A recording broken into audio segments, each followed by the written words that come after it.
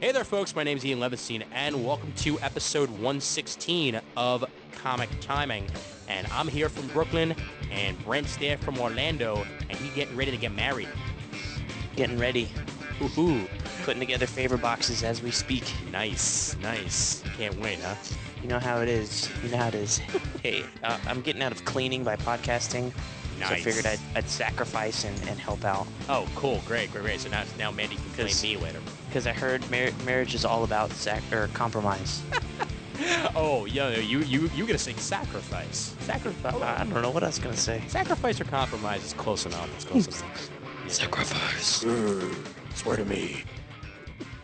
But yeah, welcome to your last. So am I gonna lose you as a co-host now that you're married? Now you're I gonna guess be there's married? only one way to find out. Yeah, all right. We shall see. We shall see. Well, worst comes to worst, I'll put out a call, and I'm sure Daryl will show up every episode anyway, even if I don't officially name him as co-host. Well, worst comes to worst, you still have all those Geek Speak Report audition episodes to try out other co-hosts. Oh Just yeah. go back and listen to them, and don't try and do that again. Because Yeah. Well, see, I'm more thinking. Well, I mean, come on, you've been living with Mandy for a little while now, and we've still managed to record every now and then. So if we can record every couple of weeks, I think you can manage that. I think. Well, I think once everything dies down, Hmm. we should be able to get at least 2 a month. That's what I'm hoping. Yeah, and that's the closest thing to what we've been doing since for the past couple of years, anyway. So if we get two out a month, we can satisfy the sponsor and we can satisfy the listeners. I think that's perfectly okay. Yeah, it's Yeah. okay with me. Hmm. So, any tips for me going down to Orlando that I should know about? Just listen to the first 15 minutes we spent on this call. Listen to the back half, people. Yeah, which I'm sure you'll leave in because this is you editing, so you just put the straight like talk directly into the back, which is fine by me, mind you, because that just gives me the listeners more thing. We didn't diss nobody. No, it's true. It's true. We were actually pretty clean this time around. That's good. That's good. So review corner this time of a bunch of books. We got, let's see, how many are in my hand right now? 1, 2, 3, 4, 5, 6, 7, 8 books from August until now. One book I didn't read. That's Haunt. So if you want Dude, to I have 10. oh, you got 10?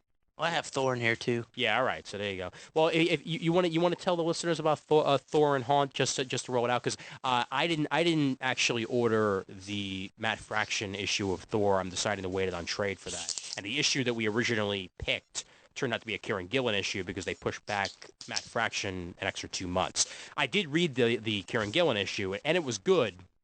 It's just it was a natural jumping off point for me once Kieran Gillen was done to just switch to trades for that. That's Yeah. probably what I'm Well, going to the Hell thing that he did, Hmm. that was an okay story arc where I think he was really good was tying up Straczynski stuff. Yeah. Mm-hmm. Yeah. That stuff was pretty excellent. No, and it's a I shame went that back. it's probably not going to get collected together. That would suck. Yeah, if they don't wind up collecting all of his stuff. Yeah. No, I mean they're doing it. I think they just released a solicit for a Straczynski omnibus, Mm-hmm.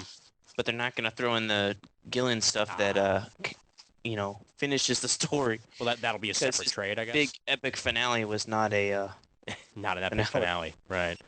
Yeah. Well, that's the problem with most of Straczynski's stuff. I mean, even when he's not rushed off of books, he doesn't actually finish well.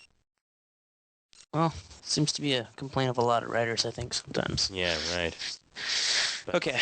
Yeah. So let's get into Thor Mm-hmm. real quick. These are all going to be Speeding Bullet style, so we're stealing that from Raging Bullets really quick. Yeah.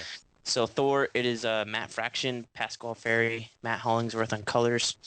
And I think as usual, they're going straight from Ferry's pencils, which, I mean, okay, so Ferry, I'm kind of mixed on him. Mm-hmm. He can do really good stuff.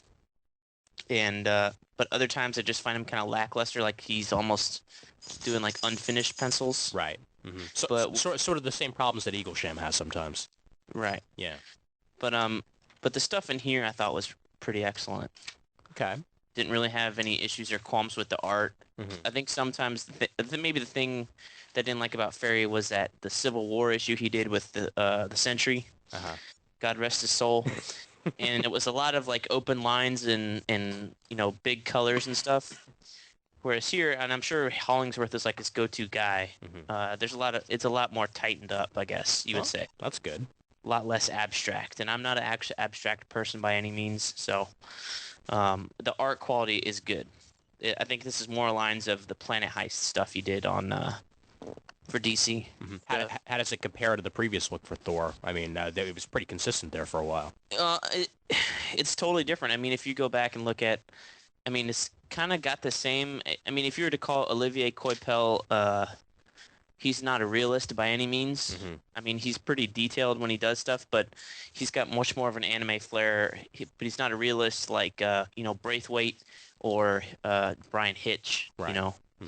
Like Braithwaite was doing some covers and stuff, and he did some of the Gillen issues, and he was really like, Braithwaite's like realistic. Like that's the guy Alex Ross paints over. If he's gonna paint over anybody for a long issue time, that's the guy. Hmm. That's the guy you want working with you. But but if you were to go from Coipel to this, I think it'd be a pretty good transition. All right. Because Thor still has that same strong jaw, short head look. Barry's not mixing up the design of the character or anything like that. That's so good. he's sticking pretty closely to what's been done before. Hmm. The one thing I would say that he skimps out on a lot is like the little details, like the chainmail Right. or the scale mail, whatever Thor has on. Hmm. It's not detailed by any means. Yeah, and I much prefer the current look to his previous look. I mean, like the old school classic one, because this feels a lot more like something that a Viking Yes. would wear. Yes, I would say that sorry Jack Kirby, but Coipel did a bang up job fixing these guys. Yeah, which it pissed me off a little bit that in the new Avengers cartoon they chose the old look, even though in the movie they chose the new look. Well, yeah, I guess the movie's kind of a mix, but no, I don't know. It's pretty close to Pretty Coipel's good version. mix. Pretty as close to Coipel. You're right. Yeah, yeah, I guess the biggest issue is the scale mail. And he's Right. got that. yeah. So anyway, what this story arc is about so far is that it starts out with this guy talking, and he's basically talking to Volstagg. I'll give it away Hmm. about what happens when, because I guess if you're to think about the universe as a bunch of cups, Yeah. and then one cup is Asgard, is filled with water, then you pour the water out. Hmm. Well, each cup has to be filled, so what goes in the empty cup? Right. So what's going in the empty cup? There's this force from another dimension or something like that that's attacking this elven world on one of the other branches of Yggdrasil, Hmm. the World Tree in the Norse myths, Okay. and they're pretty much like the big bad for this arc. But they're pretty badass. When you go on to read like the second issue and stuff like that, they're pretty badass. So it's a pretty cool story. Pick it up and trade. At least try it out. Yeah, no, I'm looking Because it's to. it's Fraction, and Fraction has been kicking ass on Iron Man for 2 years straight. Right. So give him the benefit of the doubt on Thor, definitely. Well, he did good Thor for those one shots that he did too. Yes, by far, and that's what drew me to this too. Is those one shots with Patrick Zercher and stuff like that. Rain and Blood and Ages of Thunder, I think the trade is called. Pick those up too, because those are excellent, excellent. Now, does this storyline? I don't know if you're reading Avengers. What is it? Avengers Prime. Bendis's side thing, because that also has something a little bit to do with what happens when Asgard is no longer at the top of the totem pole when it comes to like the other realms. Beats me. Yeah. This flowed pretty good from from the last Hell storyline. I mean, you could pretty much go from the end of the Siege issues of Thor into this one pretty seamlessly. Okay. I would say that the Hell issues that Kieran Gillen did, they were good. They weren't terrible by any means. But they were villains. But they were fill-ins, and there wasn't much to move along the saga of Asgard and Oklahoma. Mm-hmm. So just put it that way. All right. Cool. Well, I'll definitely pick it up and trade at some point because I like 50% off deals, and I'm sure there probably will be one eventually.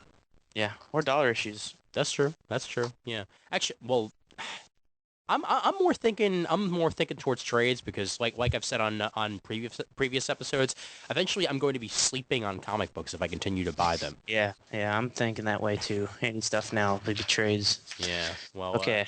Go ahead. So Haunt. number 7. This is the first issue I've ever read of Haunt. Mm-hmm.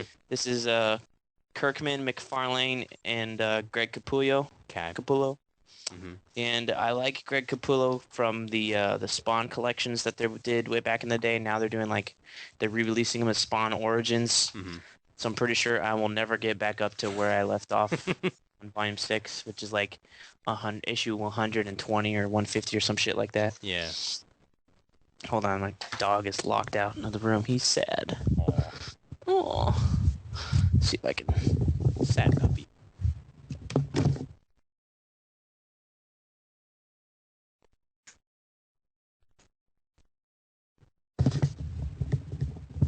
That's right. Go bother your mommy. See, this is good. Now we add a CGS element to the show with the dog. That's right. That's right. Yeah. Get Baxter. Mm-hmm.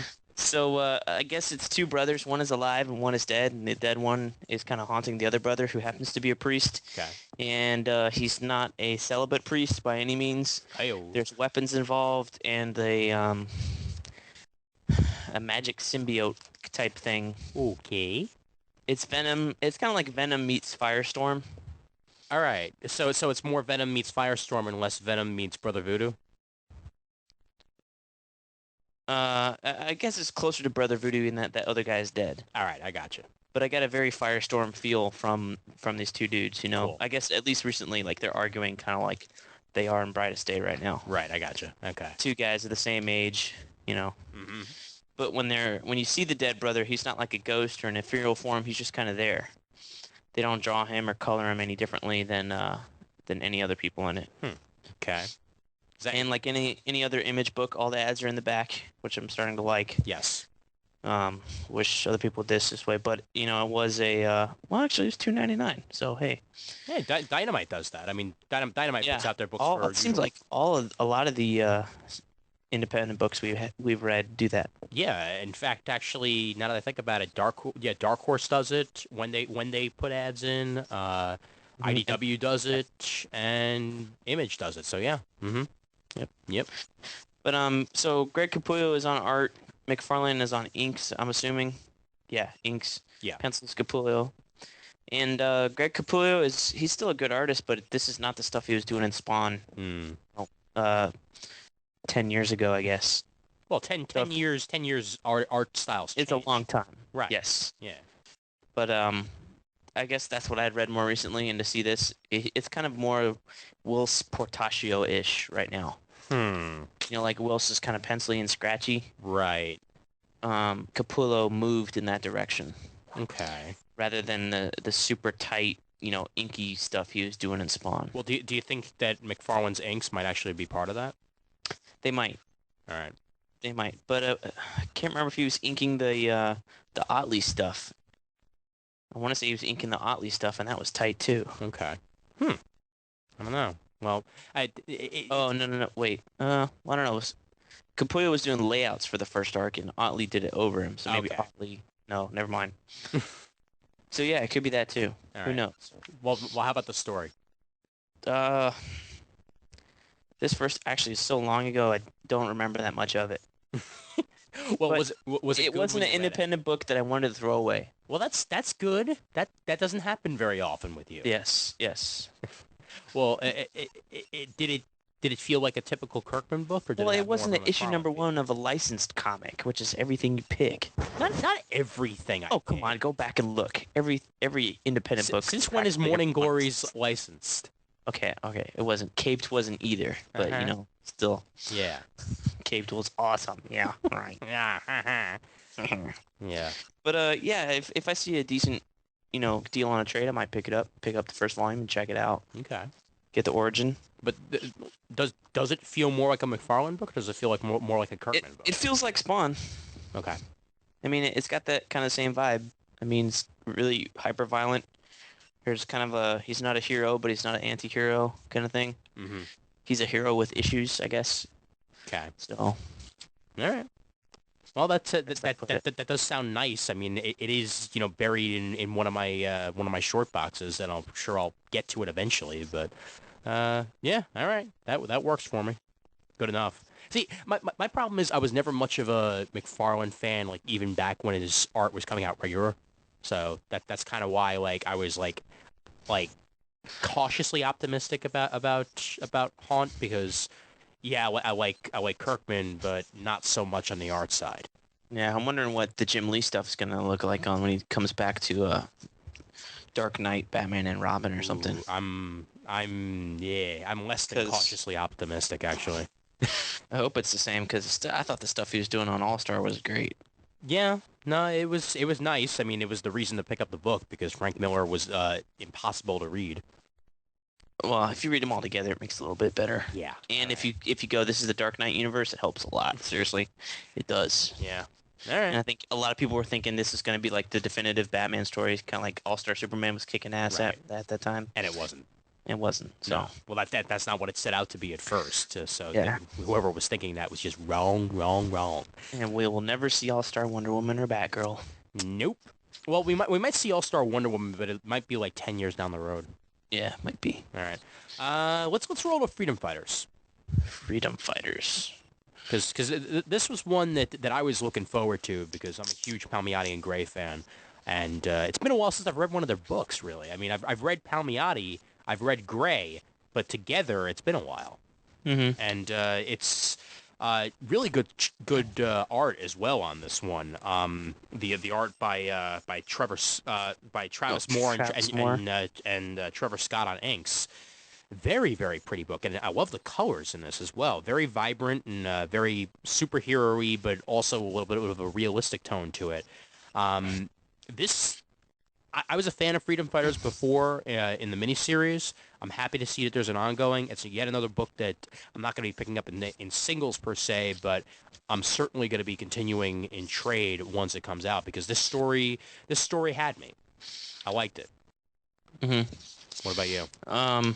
The art kind of reminded me of Nicola Scott in a way, like the faces, I guess. I could see that. Yeah. Look like Nicola Scott. Mhm. Now I haven't read a lot of her. I just kind of read the I have the Titans book. I didn't read that yet, but I guess the only stuff I've read of hers was maybe one Birds of Prey issue and the Blackest Night Wonder Woman stuff. Right. That's about it. So You weren't reading. I forget. You weren't reading regular Wonder Woman, right? I was. Oh. Yeah, she did a little bit on there. Yeah. Right. Yeah. She That's the Green Lantern arc. Right. Yeah. Well, and the issue itself. Now, I don't know if you're reading. Are you reading? You're not reading the Marvel Cosmic stuff, so you don't know what's going on there with the Thanos imperative and all that, right? Fuck Okay. no. Okay. Because I think I don't know if it was intentional or not, but Palmiotti and Gray totally do a riff on what's going on there because the whole plot of that is that there's basically Is a it rift. tentacle porn too? Sort of close to it, yeah. There's this giant like rift in space time and realities in Marvel right now, and out from the other side comes this alternate reality where all of the heroes basically got taken over by these cancer gods, and they're looking to expand into our universe. I mean, kind of like Starro. Kind of a little bit, but more cancer and less giant starfish. Okay. Can't like crab. Yeah, Like well, the whole point of yeah, like crabs. Jesus fucking crabs. cancer, like the constellation, like crabs. No. These are more like octopi and stuff like that. But no, I mean the whole point of the Marvel thing is that they actually wound up destroying the death entity so that no one can die, and that allowed these cancer gods to basically take over. But Is that the Thanos imperative, or is that War of Kings? that's Thanos imperative. Oh, Yeah, War of Kings is Vulcan. long gone already. That was Vulcan versus Black Bolt.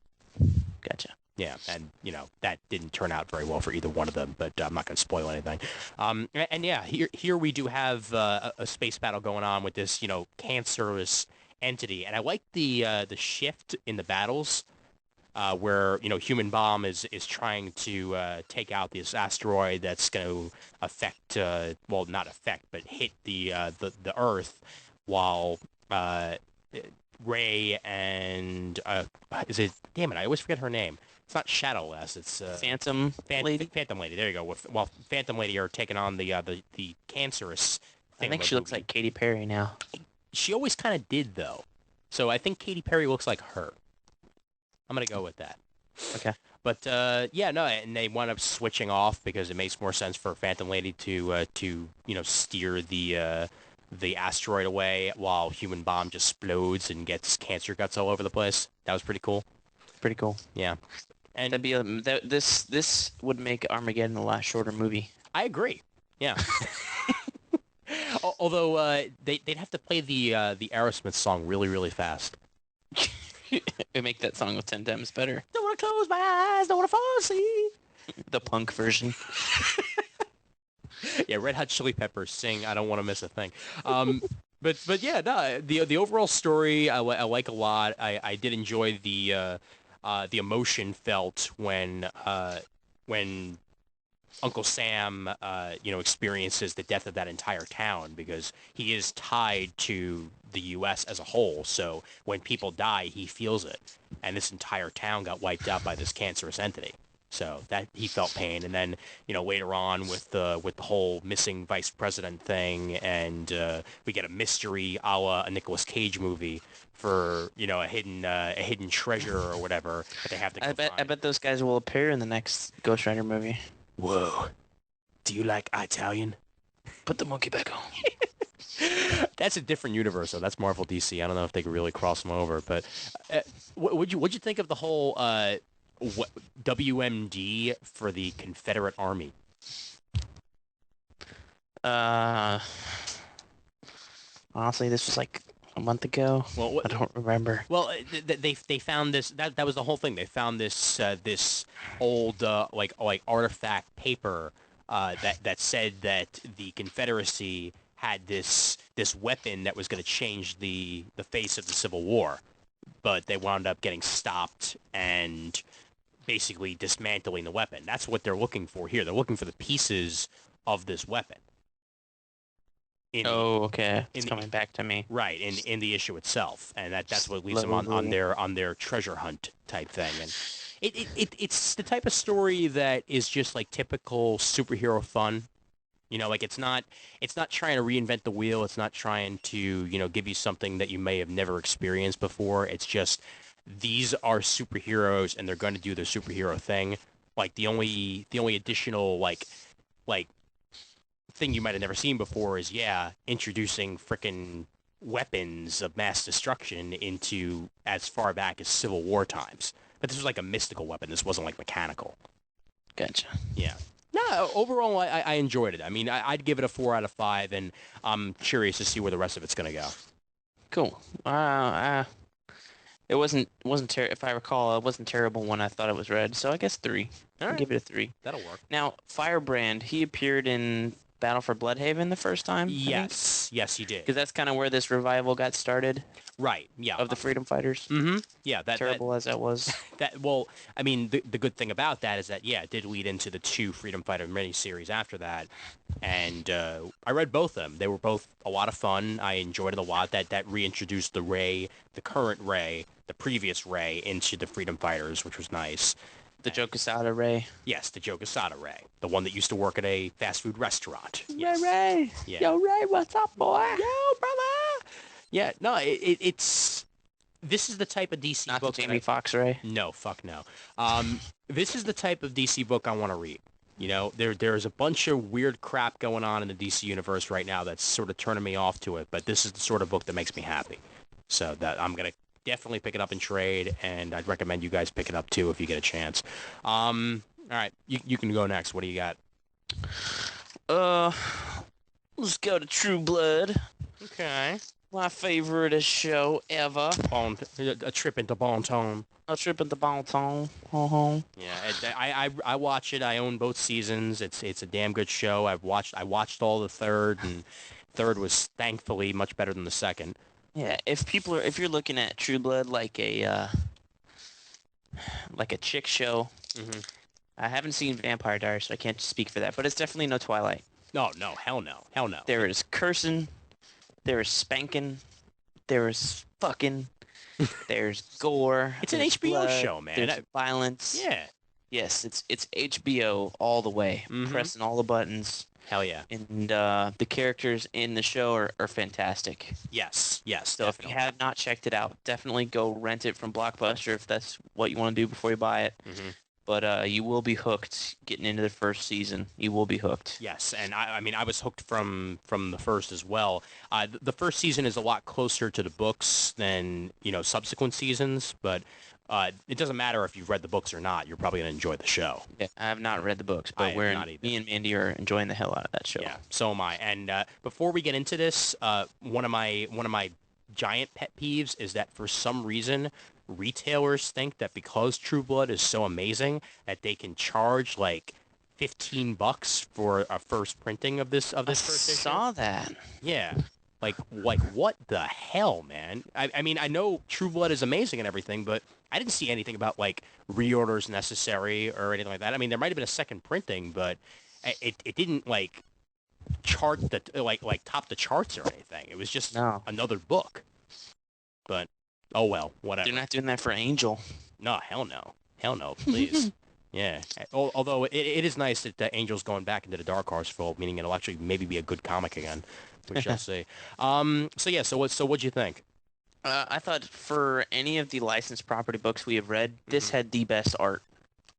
The best art, hands down. And I mean, there were weaknesses. There were A weaknesses. little heavy on the white box. But the likenesses I thought were pretty outstanding. Yeah, no, I liked the likenesses. Don't get me wrong. It's just exactly what I just said. A little heavy on the white box. Like there were some scenes that you could tell that he just like paused his DVD, took a snapshot, and then immediately brought it into Photoshop for a white box.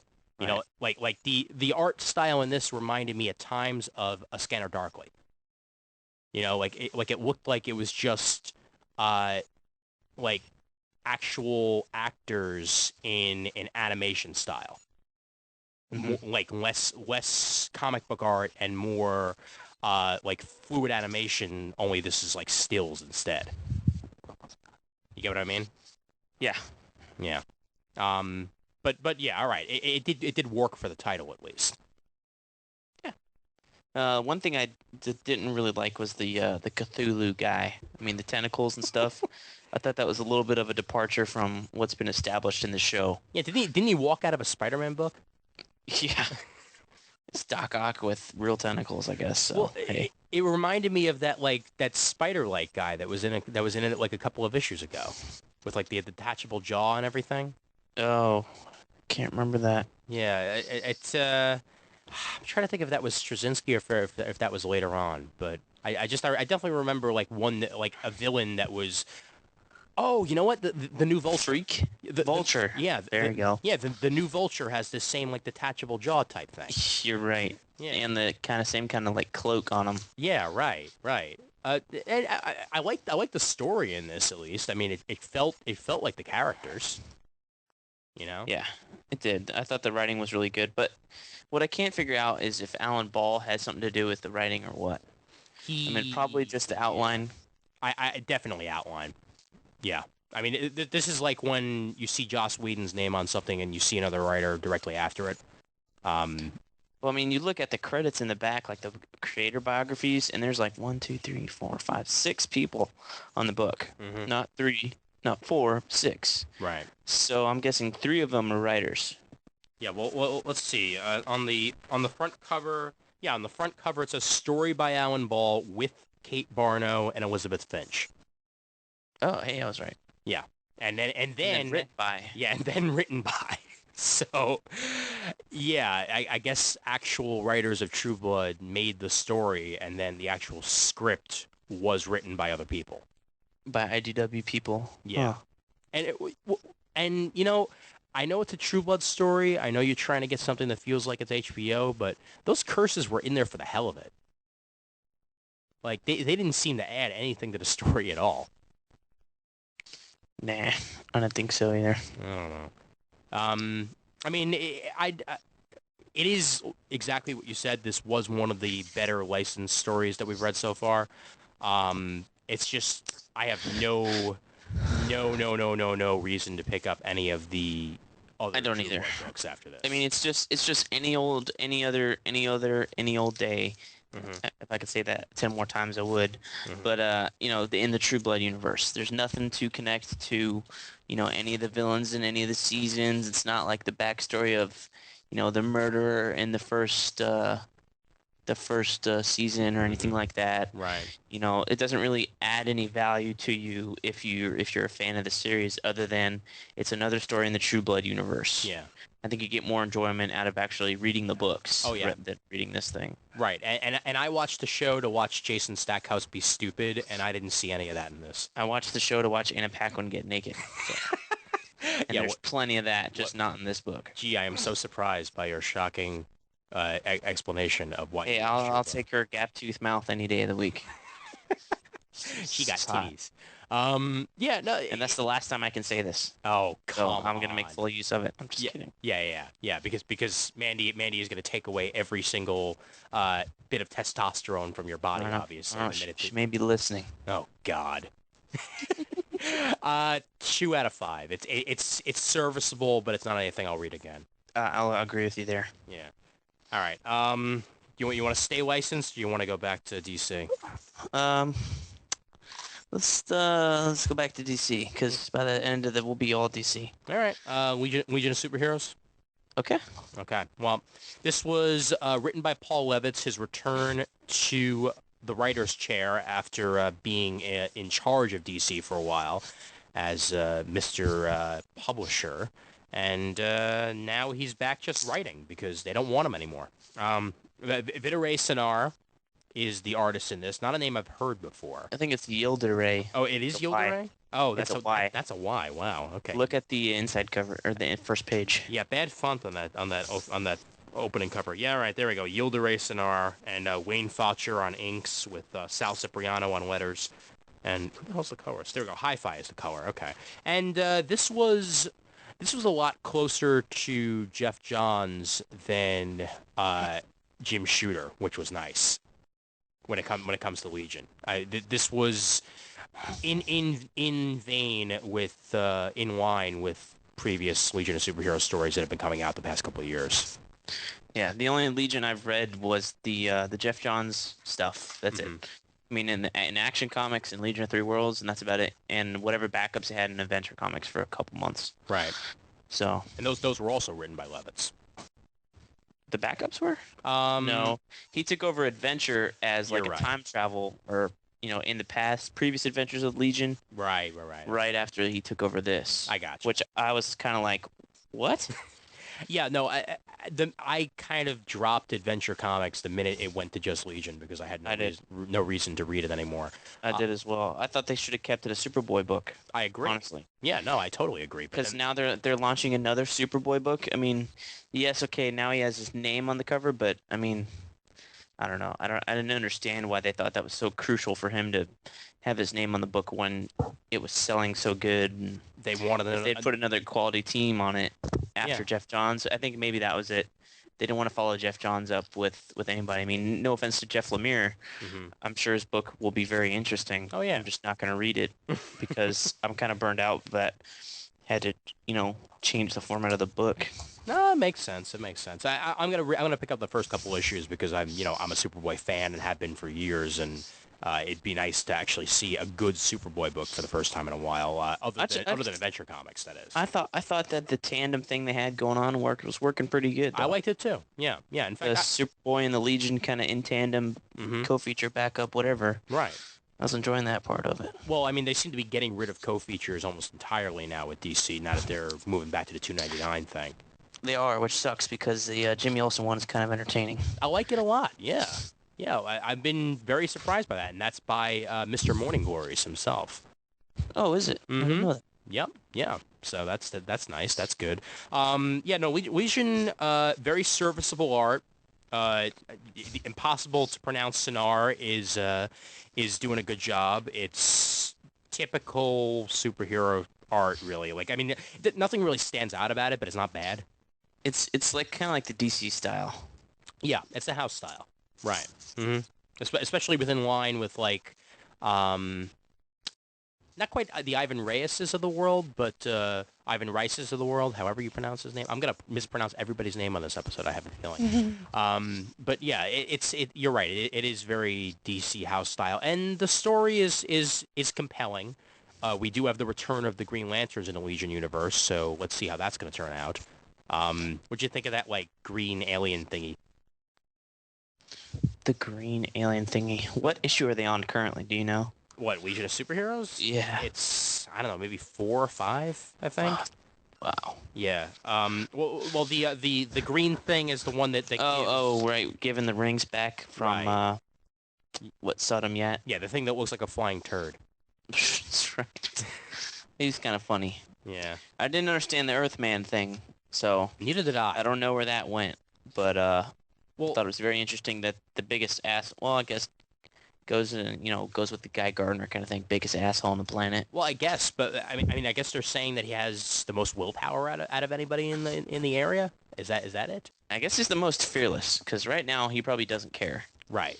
about anything. Hmm. So he's got the least amount of fear of anybody around. So Yeah, and the thing is with that Green Lantern ring on, it cancels out any of the restrictions that they gave him with the Legion ring.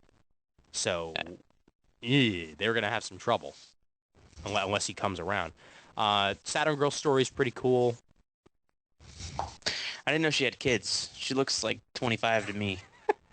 Yeah. Here she has 7-year-olds. Oh, well, that's the weird thing about Legion of Superheroes, man. It's that like they can't seem to decide what age everybody is. Yeah. Well, because is she married to Ultra Boy? Is that what that is? I don't even know if are they Ultra Boy's kids. I have no clue. The thing that burned me on this was that they didn't do a very good job of explaining these kids. Mm-hmm. As even though they're in for 2 pages and they kind of look like they die. Mm-hmm. So, one thing I didn't miss though was like, I don't know, they kind of did that. The Saturn Girl, I mean the Ultra, like the labels of powers and names and shit. Mm-hmm. That I felt like they kind of toned that down In this, yeah. from the Jeff Johns or Legion of Three Worlds. It was like everywhere. but It's like on every single 2-page spread or something. oh, but isn't it so great when Matt Fraction does that in Uncanny X-Men like every 8 seconds? I'm not reading that book, so you say so. Yeah, he's like even happier about it than Jeff Johns. I mean, he's Is he? gotta let everybody know what everybody is. Well, Yeah. I would say if you enjoyed the John stuff and you kind of want to continue seeing where that overall adult Legion kind of story goes, I think it follows on with it pretty good. Well, I'm kind of wondering if Levitt's, if he's gonna like fall into line with what's going on or kind of make it his own. I think they're letting him make it his own because I think that was sort of like part of the agreement. Like you step down and then we just give you Legion and you can do whatever you want with it. Now, have you read any previous Levitt stuff? Yeah, actually, I read his JSA year one 1 year later stuff. Okay, well, I mean, any previous Legion stuff he did? Any previous? I mean, Legion remember when stuff? we did the Mark Wade came back to Flash and was like, you can't go home again? Right. I Do have we have not. the same issue here? I have not read any of his previous Legion stuff. I've not read much Legion in my life other than Mark Wade's Legion, and a little bit of Abnett and Lanning stuff from before the relaunch with Mark Wade. So I'm not very familiar with his Legion at all. This is very serviceable, though. I didn't see any hint of I need to make this like ultra compelling in order for people to believe that I'm not just treading on my previous stuff. This was just a good superhero romp. I was surprised it didn't feel like Levitz had lost his touch. Yeah. Like, Mhm. he's been publisher for like, what, 20 years? Close Mhm. to 15, whatever. And maybe 25. I don't even know. Well, Long time. well he was he's been in ever since like the late 80s, I think. Yeah. So it felt like he was pretty in touch with what the writing style is, and it wasn't I don't know, some old writer came back to comics for Jim some Shooter. reason. Yeah. Not that. No, some other. It's something else. Maybe it's like a one shot or something like that. And it was like, dude, okay, it's Yeah. not the 19. Well, okay. Anytime Stan Lee writes anything, Oh my God, yeah. Those one Recently, right now? those 1 page backups. yeah, in skip Amazing those in Spider-Man. Spider-Man. Yeah, I'm glad that Paul Cornell and Mark Waid are going to be mostly writing the Boom stuff. Because I that'll help rein Stan Lee in a little bit. I have a feeling. With this, it What's was yeah, no, it didn't suffer from that at all. What's that? You right? What's up? You there? Hello? Yeah. Oh, wrong way. That was weird.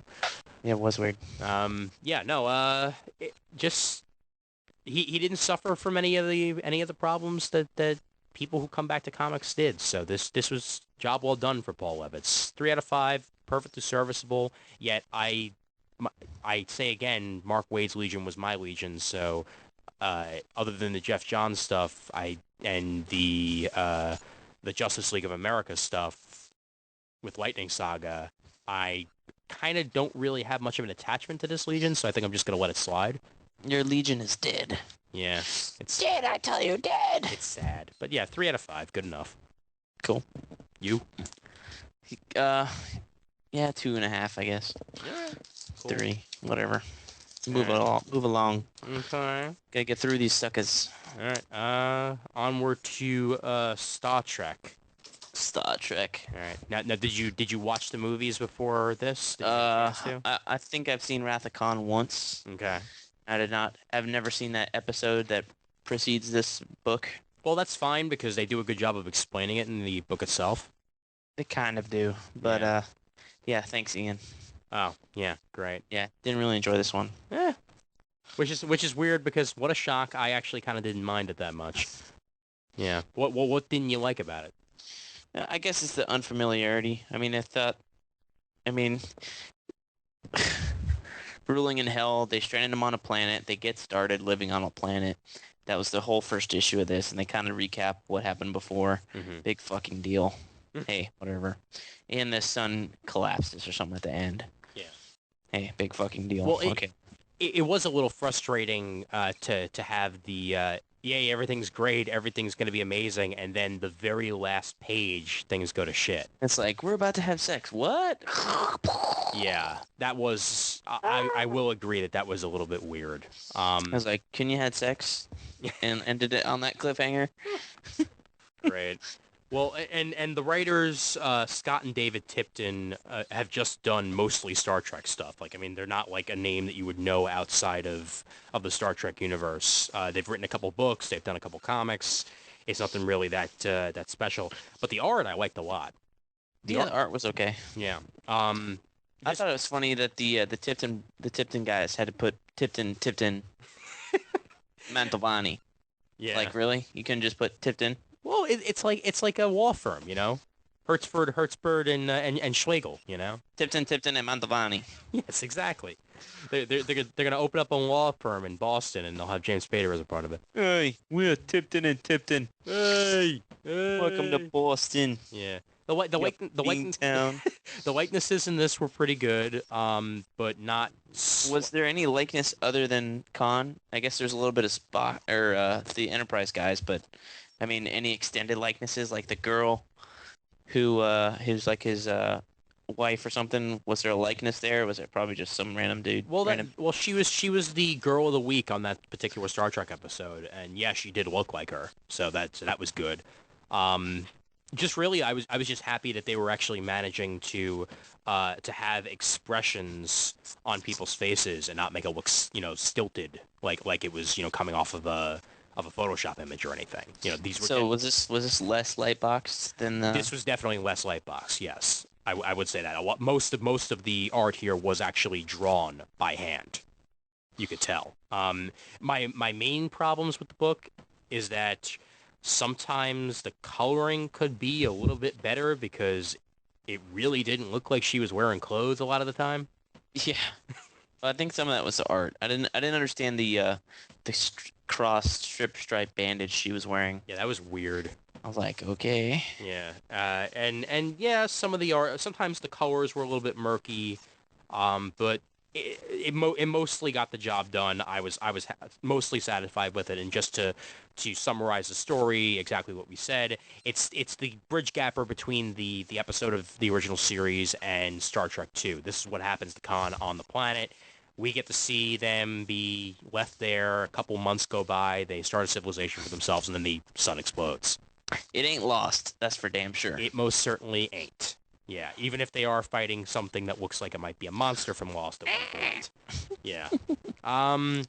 3 out of 5 for me, and actually one of the things that I enjoyed about this as well was the back pages with the Spike comic book, because that actually kind of looked kind of cool, and I might pick that up in trade eventually. I didn't even get there. Well, what's funny about it is that Spike implies that Twilight was based on him. Oh. Yeah. So yeah, 3 out of 5. Hilarious. Mm-hmm. You? 1.5. All right. Hey, that's better than a 0. I'll take it. All right, what's next? Emerald Warriors. Okay. Okay. It's more Peter Tomasi. Green Peter Lantern, Tomasi, who is I like him a lot, as do I. and Fernando Pasarin. Yeah, which is really pretty. Yeah, he's excellent. I was afraid when Peter Tomasi they announced that he was leaving Green Lantern Corps. I thought that book, because Peter Tomasi really strengthened that book a lot. Yes. I thought after Gibbons left, I didn't think Gibbons did much with it. Mm-hmm. To be honest, Oh, I great. really didn't like the Gibbons stuff. Mm-hmm. It was kind of ho-hum for me. Yeah. But once Tomasi jumped on after Sinestro Corps, boom, that book was off like a firecracker. Oh yeah. So I'm interested to see what he does on Batman and Robin's. I'm not going to count on it coming out next month because yet again, I'm glad we didn't pick that for a book here. Yeah, I came got close delayed. to doing it, but I had a Holy shit. feeling. I had a feeling because he was doing Brightest Day at the same time. Yeah. Yeah. Yeah, both of them. Mm-hmm. Anyway, so we got Tomasi Pasarin, who after he did Brightest Day Zero, I was wondering if he's going to do some of that, but he's not doing any at all. So Mm-hmm. okay with me. Well, but he needed to do this, and this Yeah, is good. more important. This is more high profile, I think, Yeah. for him. You have the right to scream as loud as you want while I kick your ass. Yeah, Guy Gardner is definitely Tomasi's character. He definitely made me like Guy Gardner. Oh hells yeah! I mean, I'm a Kyle guy, and I like Guy as much as I like Kyle right now. Which Exactly. Is good. Yeah. Me too. Mm-hmm. So I mean, what do you think about the overall story? I mean, Well, the thing that pisses me off is that we got that big tease at the end of, I guess, Green Lantern Corps, whatever that last issue was, when these guys left, about the deal with Atrocitus. right? And we're like 3 or 4 issues in, and we still don't know what the fuck's going on. Yeah. So that's the thing that irks me the most, is that the driving force for this book is still not yet revealed. I mean, come on, guys. Mm-hmm. Yeah. So it's kind of disappointing for Well, me. That's the biggest thing. It's a slow build, and that's exactly what Green Lantern does. Yes, it is, but at least give me a little bit, No, I get you. I get you. I could use a little bit more explanation and a little bit less filler myself. I mean, I think they kind of, I can't remember, let me flip through it, but they kind of harken back to it a little bit in this book, but not a whole lot. He dispatches Bleez. I'm most interested on why he thinks that him and Cal Jordan will never be friends again. And if he does, he's going to have to kill him or something if they get in the way. I think it's because of what happened in Blackest Night. What happened that, because he was a Red Lantern? Yeah, kinda. Why would that piss off Hal Jordan? I don't know. It It's wasn't his fault. Oh, wait a minute. I think it might actually be the I think it has something to do with this deal, right. Mm-hmm. Yeah. Mhm. whatever it is. It's this deal, and I think it's also partially that Gardner was willing to kill people when the Guardians unlocked the ability to do so. Well, the fuck not. You're a cop. Yeah, I know, but Hal is a pussy. We know that about him. But it is mostly the deal, because Hal doesn't like that at all, I'm sure. Then again, he's palling around He with finds out about it. Yeah. My favorite part of this book was the wall of Atrocitus people skulls Oh my God. with Yeah. the sharp teeth and stuff. Man, that would be scary to walk up on that. Mm-hmm. See all these dead people with sharp teeth. I'd be like, oh, who got them? Because that's got to be pretty bad. And I like his Red Lantern chick too. Yeah, Bleez, she's pretty cool. Yeah. Except she's just like the whole time. And even in further issues. But that was interesting because it's like an effect of the ring, though. right. And only, I think the way it seems is like only Atrocitus has full control Mhm. over the ring's power.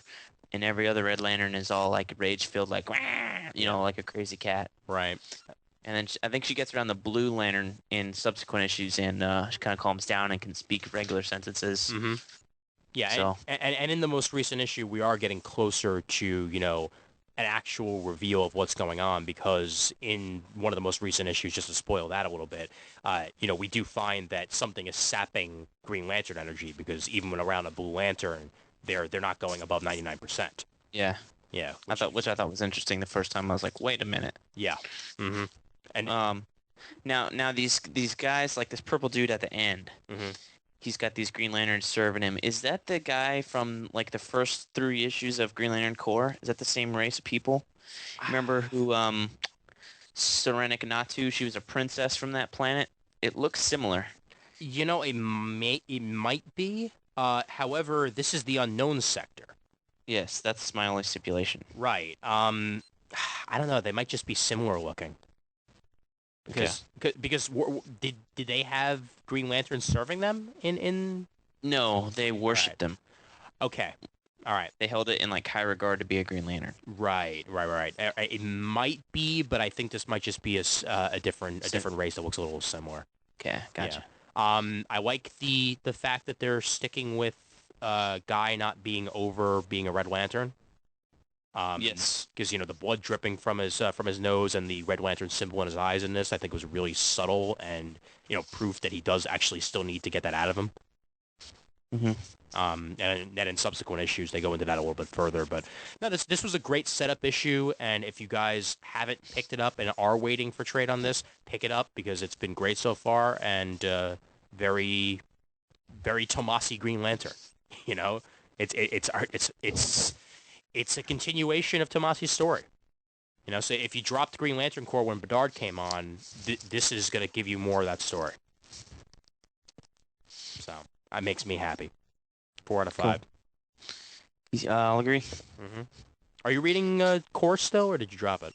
Yes, I'm still reading it, and the Weaponer issue that just came out was pretty good. Right. I enjoyed that immensely. Good. I'll have to read that because the Cyborg Superman arc I was a little bit on, mostly because it was Cyborg Superman again. Yeah, again. Yeah, keeps showing up. God damn it, Damn it. motherfucker. All right. Morning Glories #1. Wow, this motherfucker was thick. Yes, it was, and Holy cow. ooh, I fucking love this book, man. It was good. I was so surprised. I was like, hey, Hey, well, Image has interesting. been hyping the shit out of this, so if it was bad, they were gonna look like they had egg on their face like nobody's business. Really? Yeah, because like the ads coming up to it and the orders were huge. This book sold out all over the place. It's one of their best sellers since Chew, and that's continued on to issue 3. Like it's still actually doing really good for them, and I'm glad. Because yeah, Nick Spencer, I wasn't very familiar with his work until this, and then he was on the Jimmy Olsen backup, and I like that too. I'm following him wherever he goes now, man. This is looking good. Hmm. Yeah. Well, I mean, what did you think? I mean, for a guy who doesn't read a lot of indies, I mean, was this a compelling story for you? Um, I liked it. Yeah. I'm trying to think. It was just, one thing to another. I thought the main characters were the people in the beginning, and then they die a couple Mhm. pages in, Right. and then you meet the new set of characters, and I thought the intro to each one of them was, gave you a real good sense of who they were. Oh yeah. Um, The limo and ride then too was nice. when it got to the point where the girl calls her mom, and the mom's like, I don't remember, or they're the dad or whatever it was, Hmm. and it's like, I don't know who you're talking about. And I was like, whoa, now that's kind of different. Yeah. Now there's something going up, and especially with the last page. Oh They're my like, God. whoa. Yeah. So, And just like I mean, with the last page, yeah, but but I don't know how you could continue to go to school there after you see something like that. ooh, this you'll see. You'll see. I mean, subsequent issues are going to get really, really fucking weird, man. Like in a good way. Um, I mean, they're continuing along this because, like, I mean, for one thing, there is no way out of this school. That they've established that once you're there, you don't go back. And in the second issue, they go into that a little bit further, where it's either you go by the rules of the headmistress or you die. There is no back to normal civilization because your parents don't remember who you are. Your friends aren't going to remember who you are. You're just out of it. You're in the school, no ifs, ands, or buts, or you don't live anymore. So what would you do in that situation? You'd live, right? Yeah, I guess so. So there you go. Um, you like the art as much as I did? Um, it was good in places, and then other places I thought it was yeah, you know, Yeah. I don't know. It had its strong moments and weak moments for me. The action scenes was better than the slow scenes. Actually, I'm looking at the first couple pages, and the students are running down the hall. Hmm. Looks pretty flat Yeah, really? on that one to me. Yeah. Yeah, Yeah. Yeah. I think it got better as the issue went on. I think the beginning was just a kind of a little meh for me, but I could see that. I Yeah. don't know. Certainly different. I guess I'm used to like thinking Image and Ryan Otley and stuff like that, and he's Mhm. just a badass. Right. So Yeah. And I'm also liking that this is yet another book with teenagers that feel like teenagers, that look like teenagers, and pretty much act like teenagers. Like unlike a bunch of other books out there, like New Warriors, for example. Sorry, not well, yeah, even New Warriors when that was coming out for Marvel, and New Mutants, where they're supposed to be teens, but they sure as hell don't act like them. This is nice and there. Sort of reminded me a little bit of what Adam and Comfort are doing on Uniques. Oh, actually, I've only seen their prints, so I can't say that I've read their sequential stuff. okay, that's fine. But I would say that looking at the prints, I would assume that their stuff is a little bit more stronger than this. I mean, this is kind of Well, I was more thinking writing wise and less on the oh, art okay. because Okay. yeah, I mean their art styles are a little are definitely different, but they draw realistic looking teens like these guys managed to draw realistic teens, so that was nice for me. I guess the biggest thing for me is that this art style. I mean, there's nothing that stands out to it really, Mm-hmm. and in some points it kind of looks a little bit amateurish. All right. Like the guy can draw some sequentials, he can do backgrounds, but as far as like character design and stuff like that, Mm-hmm. and his inking is inconsistent from page to page, I thought. Right. Yeah. So I, I think that's it's just starting out, so I'll give him the pass on that. But Yeah. I mean, I do prefer the art in Invincible and the art in Chew over the art in this. But really, as long as you give me art that can tell a story, I can let the flaws slide. And the story is compelling me here, so I'm going to continue reading it. I've picked up issue 2. I tracked it down because it was sold out at Jim Hanley's and at Midtown, so I had to first order it from somewhere else. And issue 3 I got from DCBS, and now I'm continuing it on from there. So I'll be in it for the long term. 4 out of 5. well, yeah, I'll give it a 4 too. All right, cool, awesome. Are you going to track it down in trades eventually, or? Yeah, perhaps, All right, perhaps. cool, cool. It's nice that I picked one that you like for once. Hey, hey. Hey. All right. Wolverine. Wolverine. Okay. We'll get to the useless books next. I'm sorry. Um, Alright. I was digging where Weapon X was going Mm-hmm. until they got to well, I forget what it was. Insane in the Brain was kind of weird. It didn't really go anywhere. Was that before or after Garney stopped? After Okay. All right. it was the second arc, and then I forget what the third one was. Mm-hmm. Uh, and then he goes to hell for no apparent reason, and they restart the book with the same damn writer, and it was like, and the same girlfriend. It's like, why did you bother to stop? Yeah. Why not just take off the Weapon X? Yeah, and that pissed me off because There are only 16 issues in. Six fucking teen. I mean, whatever. I had stopped reading Weapon X after the Garney issues, and then I picked this up, and I have no idea what the hell's going on. All of a sudden, I don't either, and I read the entire Weapon X run. well, and Jason Aaron, I love you, man, but you are a chatty Cathy in this book. Yeah. I mean, there he has enough words on the pages. Not that I don't like reading or anything. It's just for the amount of story that's being told in this, it felt like there were double the amount of words that needed to be there than were actually there per page.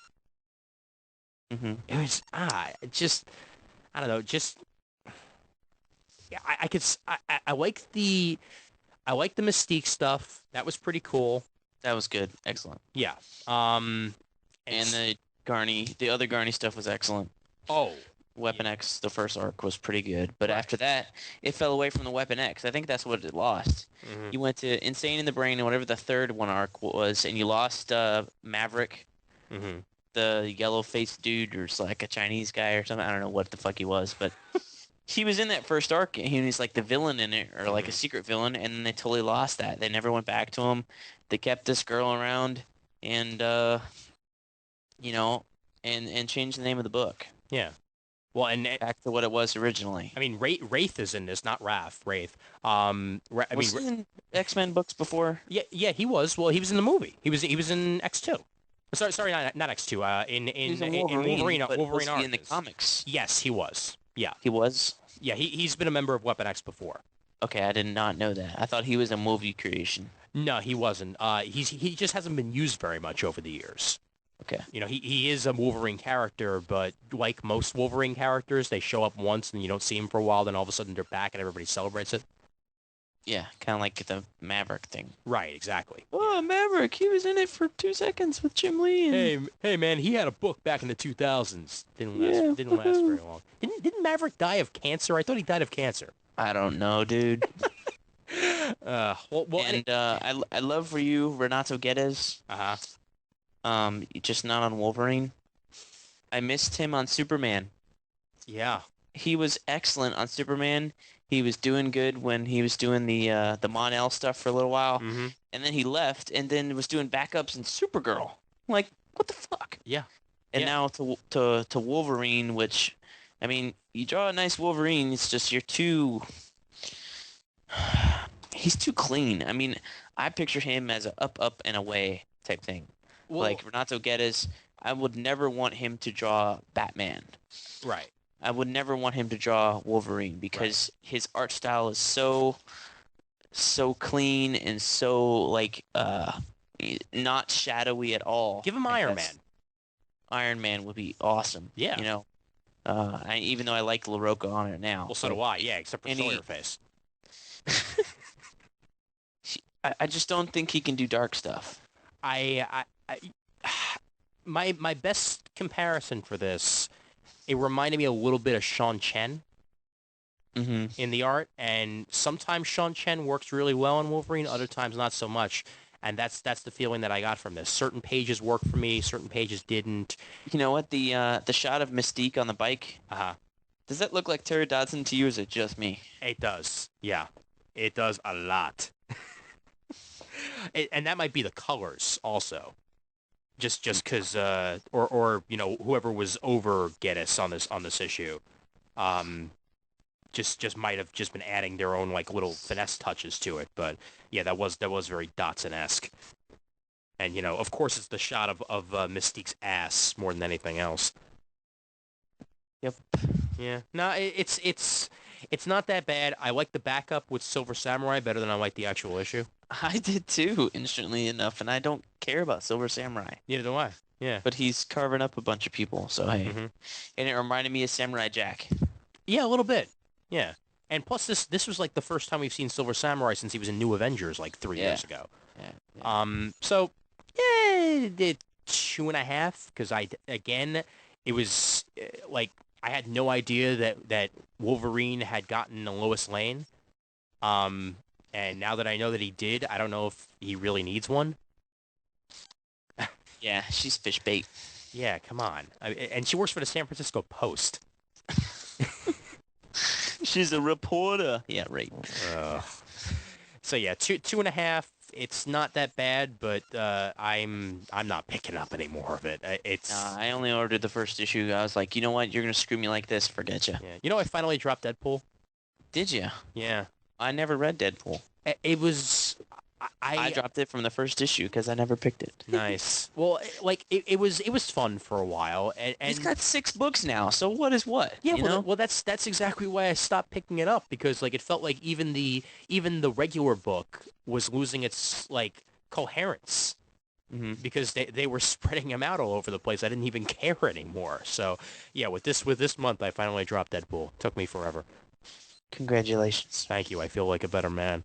All right. So yeah, onward to the preachy. Yeah, to the book that it has a reason, has a purpose.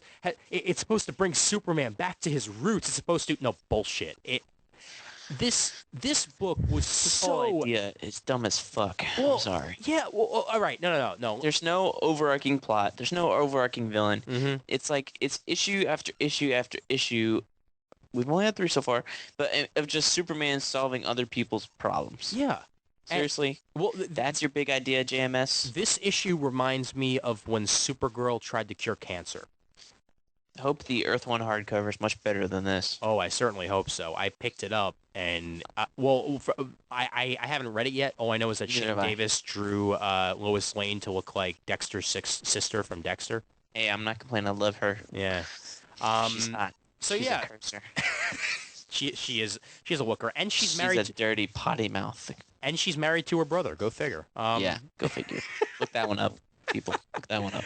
Oh boy. So yeah, Eddie Barros is on art. Eddie Barros is nice. He's nice. I like the stuff on Teen Titans. I like the stuff on War of the Supermen. Yeah. He's a good action guy. Yeah. It just sucks that he's on this walkabout story arc. Yeah, because He's good at drawing things that splinter and blow up and dynamic poses. I mean, he's a good like pinup guy, I guess you well, would say. he's good at facial expressions. He's good at facial expressions as well. It's just he's not strong where he's walking around. It's just boring to look at. Well, for anybody. all right. No. If Jim Lee were doing this would still be boring. Oh, totally. Well, I didn't like Lee and Azzarello's arc because of that. This is very similar to that feel. Yeah. Yeah. And I'm sure 10 years down the line, Sean and Jim will review this arc and love it. So hey, I'm God bless sure them. I'm sure they're probably reviewing it right now and saying how amazing it is with Tish. yes. But yeah, for those of you who don't know, we'll explain it real quick. Superman has decided to get back to his roots by walking across the country. After being a year away, Yeah, after like being why not just stop being Superman? right. Oh wait, we've done that. Yeah. Forgot. No, here's my favorite part. Okay, in 700, you read 700, right? Yeah. All right. It's like, hey Lois, love you. Yeah. See you, bye. It's like in Haven't 700. seen you in a year or slept with you or given you any quality time, much less taking you out for dinner. But I have to do this. I hope this isn't you in a few years, man. Like I really hope that Yeah. it's not like, yeah, say, This hey, I'm back from work. Yeah, it's great. Yeah, I'm gonna go walk across the country. I'll see you later. Is this JMS's solution? Is this what he wanted to do with Spider-Man? Then have them be one more date? He's gonna swing across the country. That's what Spider-Man's gonna do. He's just gonna be on one web He was line gonna all hop. across the country. He's gonna spider hop across the country Spider hop. and Nah, just get away from Mary Jane for a while. He just gonna drive the spider buggy across the country. needs to get away. Why doesn't Superman get a super buggy? Because I'm sure his legs are tired by now. It's just, and it's so heavy-handed and preachy. It is. It is. Even the second issue was like that. The second issue got me to stop reading it. Did it? Yeah, no. And they're already on a fill-in. I have the fill-in yet to read, and I was like, well, come on, people. Superman, do we really need a fill-in? And I No. like that they're putting out a monthly, trying to get a book out there every month, but Mm-hmm. Yeah, well, some things just that this does not deserve a fill-in of Lois Lane trying to figure out what the fuck her husband's doing. it's like, hey, Lois, where's Clark? What's your husband doing? He ditched me, that rat bastard. He's on walkabout, literally. And is anyone else not feeling the John Cassaday covers? I am not feeling it at all, actually. I have not been feeling John Cassaday on these covers or anything he's done recently, really. I haven't liked John Cassaday since Astonishing X-Men. I don't know what he's doing. What is he?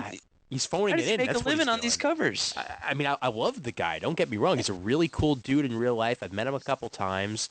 Really, really nice. And I like a lot of the art that he's done in the past. It's just these feel exactly what we just said. That it's phoning it in. That he's taking a paycheck Oh from no, DC. this one totally is. Look, it's a big Superman symbol with Superman as big as my thumb on the front. Mhm. Wow, you put a lot of fucking time and work into that. And oh, white space. What are we gonna put behind the Superman symbol to kind of? Let's put people's faces because it's America. Yeah, and guess what? Let's make sure we throw an Indian and a black person in there, and then everybody else is white. Hasn't Yeah. George Perez done the Faces cover enough times where nobody else needs to do that? Yeah. Just, I mean, if I could give this thing a -3, I would. But I'm just gonna give it a 1 because the art was pretty, I I just, just feel bad for Eddie Barrows that this is his introduction to a lot of readers. oh yeah, Like as a big shot, big right. time, working with a big time writer, he's got to do this, Yeah, you know? because when he was working with Rucka on the Nightwing and Flamebird stuff for a little while, That was fantastic what I he was loved doing it. on there. Yeah, I mean, Jumped off, I guess, to do War of the Supermen. and then he did Blackest Night Superman. Yeah, okay, and that was good too Yeah, with Robinson. yeah, and isn't it great how James Robinson is so consistent? You know how Not, one issue he's on, it's wow, that's really really great. And the next issue, it's like, oh, this is the bad Robinson. Okay. oh, yeah. Uh, I think he's the perfect example of you can't go home again. There's no replicating Starman. still reading the Sorry. Starman Omnibus, man. Really loving it as it goes on. Are you really? Yeah. I haven't picked it up yet. I have all five that have come out so far. Cool. Cool. And what I like is that the sixth is actually going to include the Blackest Night Starman issue. Oh, wow. That's going to be the last issue in the book because that's Neat. technically the last issue of Starman that ever came out. Cool. So, yeah, 1 out of 5. Don't pick it up if you like reading books that have action and you don't want to fall asleep halfway through reading something. Well, I have one more thing. Okay. I was in the shop looking. I picked up. I was reading the Batman: The Long Road Home, I guess, kind of Mhm. thing. Yeah. Read the first issue, read the second one, and it goes continued in something I didn't order. Yeah. And I was like, oh crap. Mm-hmm. So it's kind of continued, kind of not. The Vicky Vale stories where you lose a lot of major gaps. That's what's continuing across them. Right. So anyway, I was picking up some of those, and I saw Soldier Zero from Boom.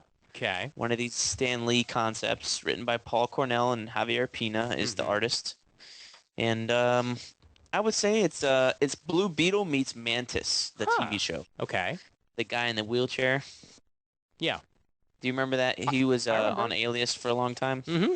Yep. Okay. Cool. Mhm. I watched that a long time ago. So it's Blue Beetle meets that. Like Okay. Blue Beetle as in Jaime Reyes, God rest his soul. He will never be as cool again as he was when he had a series, but that kind of thing. Don't say God rest his soul because it sounds like they killed him off. All right. But they did. Don't do that. They canceled his book for no reason. Yeah, but he's still around at least, even though he's not in Teen Titans anymore. Okay, so he's not around. All of that. Yeah. Anyway, Yeah. he's in Generation Lost, I guess. Maybe they'll stick him on Freedom Fighters. Yeah. Wow, what a great place for a cool character. Whoop-de poop. Anyway.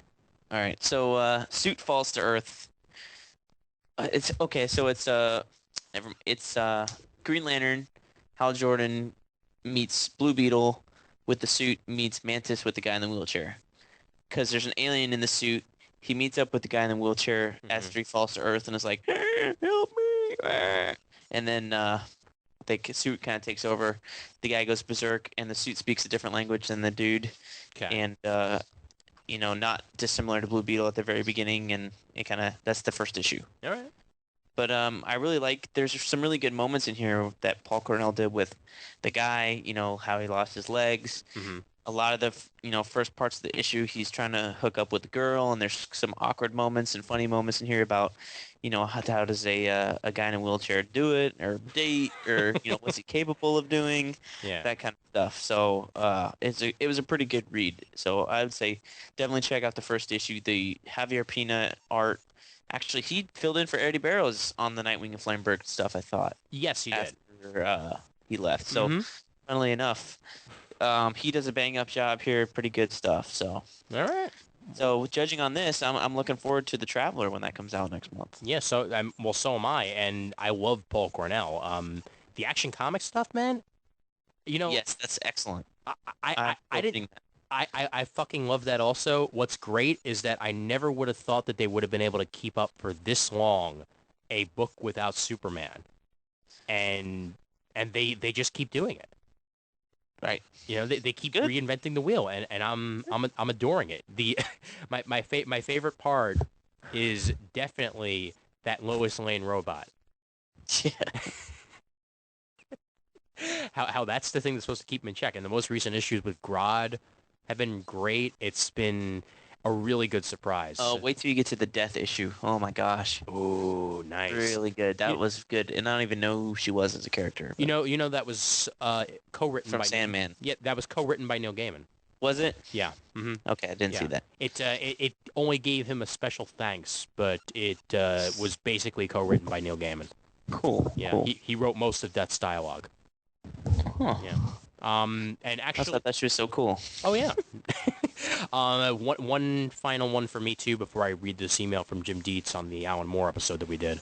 I picked up and read Kick-Ass 2, Balls to the Wall. Oh, I have that in my pile still. Yeah. How was it? So good.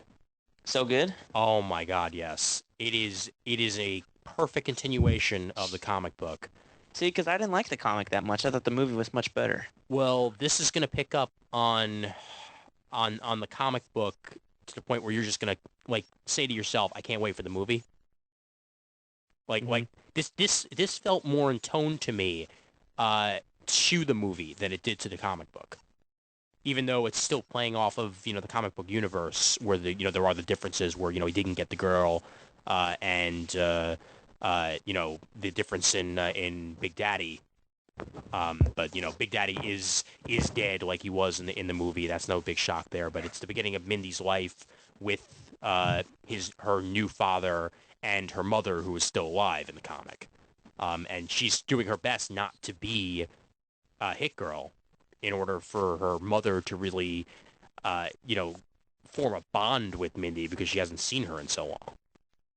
So you've got that going on. While on the side, Mindy is training Kick-Ass to actually be a good fighter. And yeah, and this series is basically going to introduce a superhero team into this universe, and that might not be a good thing from the looks of this first issue, because these guys look like they might not be nearly as pure of heart as Kick-Ass is. So this is going to be interesting. And best of all, John Romita Jr. only does breakdowns in this, so the faces look like normal human beings. What? Yeah. Breakdowns only? He does breakdowns, but it's finished by, I think, Palmer is the name of the anchor. Yeah. And well, is he just doing breakdowns in Avengers now too after issue 6? He might be. I'm not sure. I think he might be doing full pencils still in Avengers, but don't quote me on that. You'd think that they would just take their time on it or something. Yeah. But I guess not. Well, either way, it is. But nice. John Romita Jr., I thought he was, the bang out guy. Give him a book in a month and he can bang it out. He can't. You can't wait a little bit to do this? No, I guess not. Well, Miller wanted it out as fast as possible so you could start working on Kick-Ass 2. I understand, but yeah. Well, I would, if I were the comic book creator and this is my co-creation, I would not want to be just doing breakdowns on it. I'm sorry. No, I agree. However, I would be giving that book my all and just go to breakdowns on Marvel. However, maybe. I'll say again, Jim Palmer actually makes the faces look like normal human beings, and that's fine by me. That's what I like about John Romita. What, you like the square jaw? Yeah. Yeah, all right. Interesting. It's different. Maybe I do. Maybe I don't. It depends on the person for me, really. Cool. But yeah, no, it's definitely good. You'll enjoy it when you read it. Cool. Can I bitch about one thing before you read that email? Go ahead. Okay. Whatever happened to delaying comic book news at least until the end of the day when people actually go out to get their books? I'm talking specifically about Bruce Wayne. Oh God. Yeah. It was like 12:30 when it was up on Newsarama. Oh boy. 12:30. Has anybody in the comic book reading public gone and gotten their books at 12:30?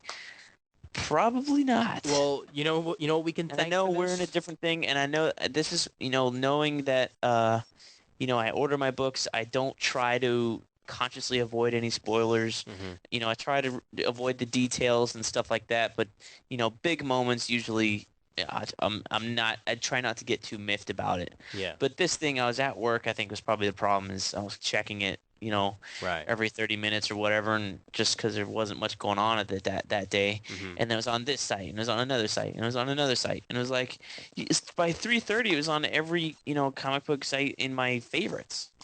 Well, and I was like, who's had the chance to go read this book other than people that work for these? No, what's even worse than that is DC putting out the Batman The Return books before The Return of Bruce Wayne is even finished. Yeah, that's another thing that irks me. I mean, it's kind of like syncing up right now towards the end because I think Return of Bruce Wayne comes out next week. Okay. but I don't know what happened in Batman and Robin 16, and I don't know if it has an effect on Return of Bruce Wayne. It Yeah. kind of seems to me like they're kind of connected, but not really. Yeah, and that's really Like you making could, me it almost skittish. seems like you don't need to read Return of Bruce Wayne at all. All right, well that's fine. Well, I mean, I only picked up uh the the Batgirl and the Red Robin because I know that that's actually going to continue Oh, their you mean the Road stories. Home? Right. Oh yeah, there we go. The Road Home. Right. Yeah. Oh, Yeah. okay. Yeah. You're right. You're right. Return of Bruce Wayne. I don't know. Did I pre-order that? I don't even know if I did. Yeah. I think I'm skipping it because I mean I figured yeah he's back. Whatever. Huh. You know, like what am I gonna need to know other than Batman and I'm Robin? I'm having a hard time following Return of Bruce Wayne. Yeah. Honestly, yeah. Oh wait, no, my bad. I did. Yeah. Well, yeah, because the last issue that came out was the one that was issue 5, So, right? yeah, Yeah. the detective one, Okay. which was really good. That was interesting. Yeah. But the two before that, the cowboy one and what was the other one before that? It was kind of lost. Yeah. And the end of issue 5 was just like what? Yeah. So it's I don't know. Just I do agree with you though that at least like put spoiler tags on before you start talking about it at 12:30 in the frickin' afternoon when people haven't had a chance Well, to pick up their the books. biggest thing is that they're not just they. I thought they could at least just put the cover up Mm-hmm. on there. No, they had to put this fucking last page on as Mhm. like the image banner for every link to the story. Yeah. And it was like, okay, well now I'm intrigued because you show me the image. Whereas if it wasn't, then it would have been like, you know what, just hold off 2 weeks, Yeah. do your best. But you put the image up there. It's like Well, you know what we have to blame? Spider-Man getting unmasked. it does, yeah, really. Yeah, because And Captain America dying. yeah, right. Because immediately EW had the story up. But this isn't news like that though. I don't think it is. It's a story point. It's not a big attention grab. It's not like anything like Spider-Man or Captain America. There was an dying. Associated Press article about this. But About it's not news. Yeah. Didn't we just have elections like 2 days ago? Yeah. I What? guess it's a slow news day now that the election's over. Because, Wow. Yeah. Wow. I know. It doesn't make any sense to me either that yeah, Bruce Wayne is franchising. He didn't reveal to the world that he's Batman. He just revealed apparently that he backs Batman. That's it. And like so he's eventually going to get bought out by Tony Stark, whatever. You I know? didn't think that was a huge deal. I'm backing Batman. I was Yeah. like, why is that the? Well, the big deal is that he's franchising Batman. That's the big deal. But we knew that before because we knew the premise of Batman Incorporated. Right. Right. It's called Batman Inc. Whatever. Ugh. It's just I don't know. That just irked me. Not that it was out the day of. I'm used to that. Mhm. But the fact that it was like 12:30, 3:30, and it's all over the place. I was irked. Like I could see everybody getting ruined by I that. feel ya. Walking in the store, knowing the big bang in the book, really. I feel you, man. I feel you the exact same way. And And I wonder what Grant Morrison's like. You're killing my buzz here, kind of thing. Grant much what it Morrison's was. Grant Morrison's shining his head right now. He doesn't really care. All right. Well, The email. yeah. Speaking of Grant Morrison, let's talk Alan Moore. Jim Dietz, a response to our amazing Alan Moore debate, which I really enjoyed. I am usually busier than a one-legged man at an ass-kicking contest. Ass-kicking contest is even better. Ass-kicking contest. So I don't get to write emails to you or all the other fine podcasts I listen to on a regular basis. I spend a lot of time cooking and listening to podcasts. But your recent episode about Alan Moore reminded me of a very relevant story that sums up how I feel about the situation in a metaphorical nutshell. I don't recall you touching on this, but as I am listening while I work, you may have, and I might have missed it. Mea culpa if this is the case.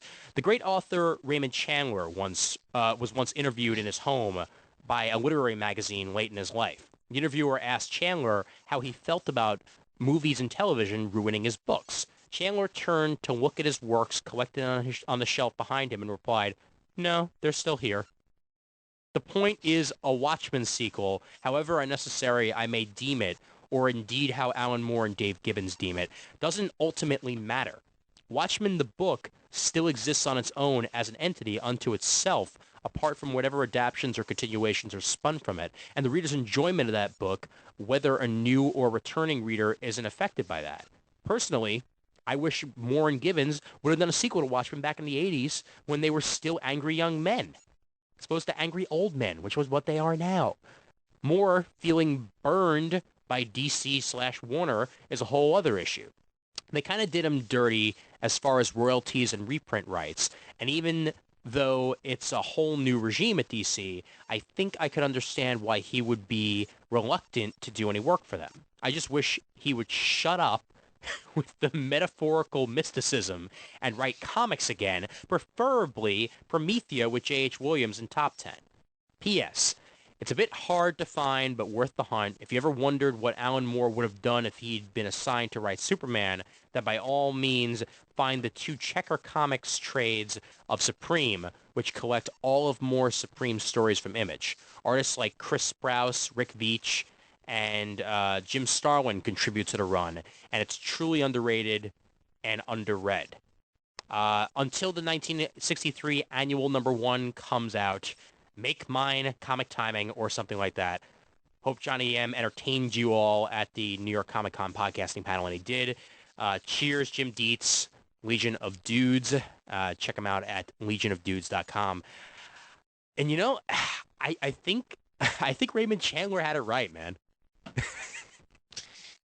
I agree with that. I'm not going to argue with that point. Yeah. They're right here. Alan Moore forgets that sometimes, I think. Alan Moore forgets a lot of things. Well, I think Alan Moore gets more involved with his opinions and less so on the fact that his books came out. I am good at comics, me. Whatever, fuck you. Yeah, well, they should take Alan Moore's beard and put it on Grant Morrison's head. That way Grant Morrison has hair. And I do agree that Alan Moore should just write more Top 10 because Top 10 was freaking awesome. Love that comic. So, yeah, there we go. Jim Dietz with a rare email into Comic Timing, and definitely check out Legion of Dudes. We're going to try and get a crossover with them at some point, as it's amazing that we haven't yet. And I like Johnny M and Jim and all those guys over at Legion of Dudes, and we're probably going to have a Raging Bullets crossover also once Batman Inc. and Dark Knight come out. But that will be to be determined as we got to try and figure out the details. And, of course, they're going to be delayed because they're David Finch and Grant Morrison books. So once they eventually come out, we'll touch on them in the show. That work? It works for me. All right. So, any final words, Mr. Casina, before you leave us for the world of marriage life? I don't. I'm disappointed. Well, I'll see you in a few days. Yes, you shall. Yeah, and I'll enjoy resort life. And definitely let me know, send me your itinerary, because I guess Wednesday afternoon's looking pretty good if you need a cab driver for me. Oh yeah, no, definitely. Well, so like I said, we're landing around like 3:30. So once that happens, it'll be nice to, well, first see you for the first time in like a year and a half. yeah, it has been that long. Yeah. Wow. And after that, yeah. So yeah, well, we'll figure it all out, and there will be more Comic Timing. Don't worry, it's not going to disappear. Well, for one matter, for one thing, you'll probably hear Brent again because we still have in the can that goddamn Batman Red Hood. We're one movie behind now. Yeah, I know. Oh, and I liked Apocalypse, by the way. Just to say that real quick. I actually was at the premiere here in New York, and I dug it a lot. It was fun. Cool. Much better than the first Superman Batman. Yeah, I'm sure.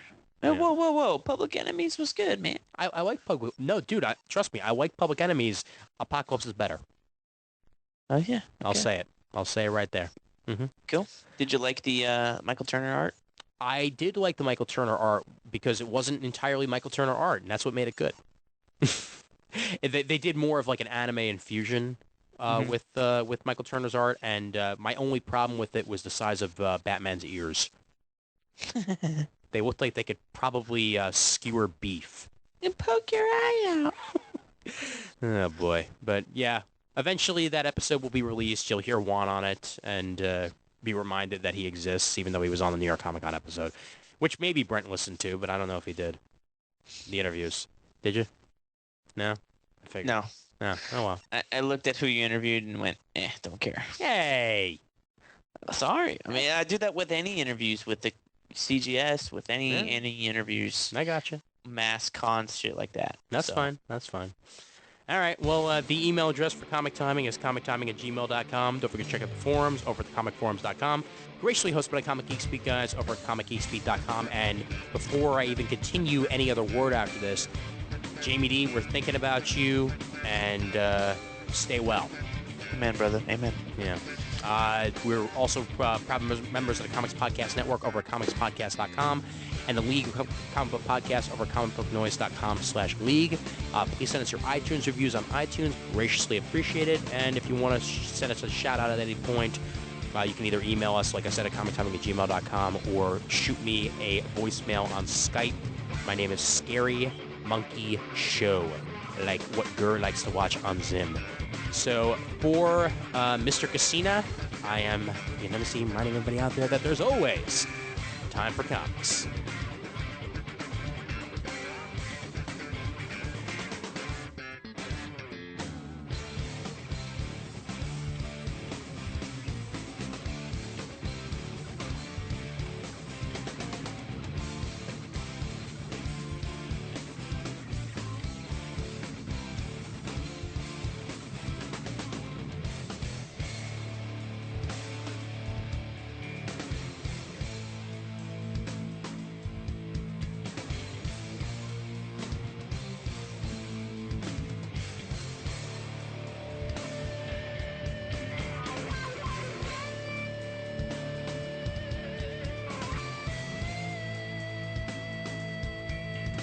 Found it.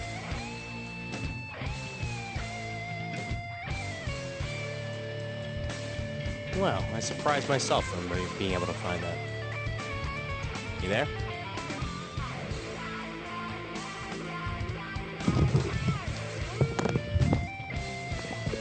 Yeah. All right. I found Emerald Warriors. As Found did I. Super 701. Super. Oh, okay, good. Superman. Mm-hmm. True Blood. Mm-hmm. Did we do Haunt, Legion, and Jurassic Park? We did Jurassic Park. We did. Okay. Did we do Legion? I'm trying to remember. I don't think we did. No. All right. Well. And did we do Haunt? Yeah. I don't know if I ever even read Haunt. We could skip Haunt for now. And Legion I read, but wait, did we do it? Shit. How do you want me to tie these? An example in here? Oh, we got your robes. Mandy says thank you. You're welcome. They fit really good. We wore them last night. Good. I'm glad. Yeah. Well. Double knot. Well. I figured I'd go for something that you guys would actually use. Oh, I remember doing Jurassic Park now. Gotcha. Yeah. Yeah. We haven't done a review corner since August 21st. I know. So I'm thinking like Speeding Bullets style. Yeah. Yeah. That's more like it. Hold on one second. Fuck it. I'll find Legion. I think I know where it is. Okay.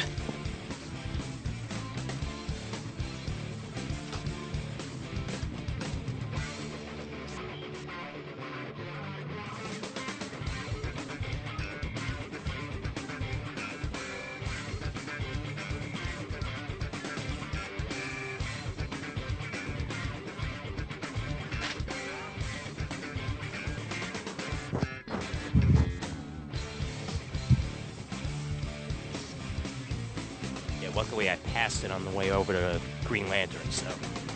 All right. Good. Got it. All right. So I have all of them.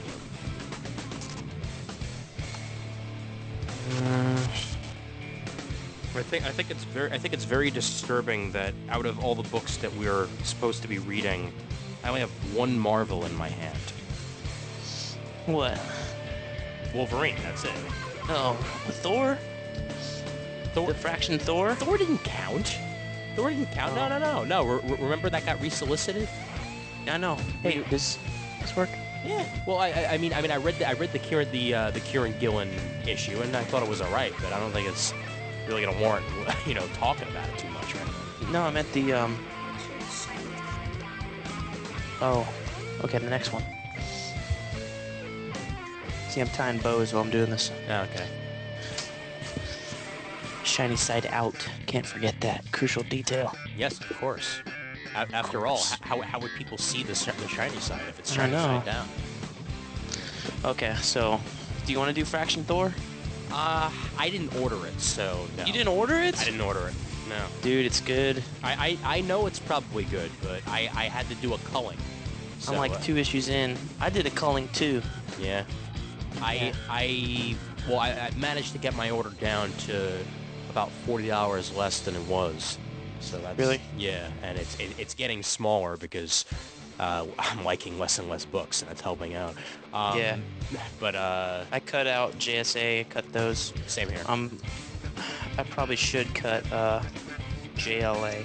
I cut out both JLA and JSA. I stopped reading Wonder Woman. I stopped I keep reading reading Superman. Raven the Bold I cut because that's late. Raven of All I stopped reading years ago, so that didn't even need to be cut for me.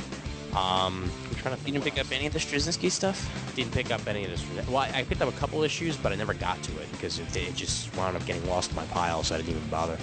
I'm trying to think what else I've cut. Well, basically like half of my DC books I cut. No, I'm not very happy with them right now. I'm not ordering like any Marvel books right now. Well, there you go. All right. Yeah. See, I'm ordering Marvel books, but due to their own volition, I'm ordering $3.99 books, but not buying any ancillary books.